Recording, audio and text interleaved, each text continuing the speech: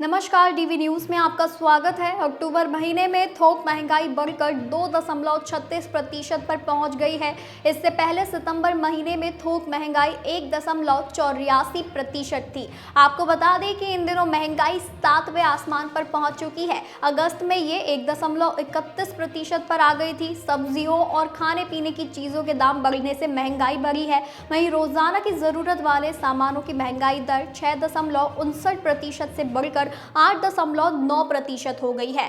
थोक महंगाई के लंबे समय तक बढ़े रहने से ज्यादातर प्रोडक्टिव सेक्टर पर इसका बुरा असर पड़ता है। अगर थोक मूल्य बहुत ज्यादा समय तक ऊंचे स्तर पर रहता है तो प्रोड्यूसर इसका बोझ कंज्यूमर्स पर डाल देते हैं।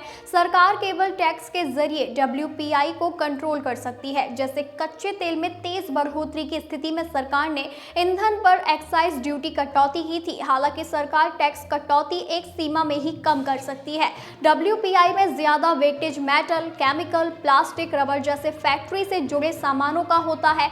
भारत में दो तरह की महंगाई होती है, एक रिटेल यानी खुदरा और दूसरी थोक महंगाई।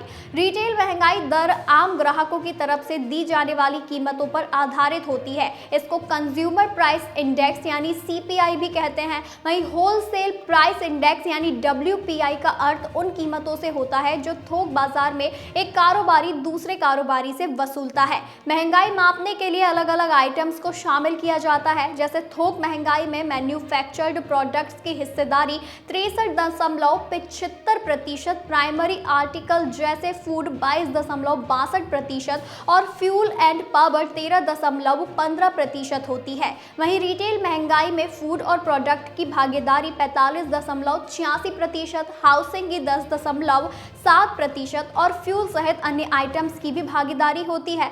हाल ही में हुई मॉनिटरी पॉलिसी कमेटी की मीटिंग के दौरान आरबीआई ने इस वित्त वर्ष के लिए अपने महंगाई अनुमान को 4.5% पर अपरिवर्तित रखा था। आरबीआई गवर्नर ने कहा था कि महंगाई कम हो रही है, लेकिन प्रोग्रेस धीमी और असमान है।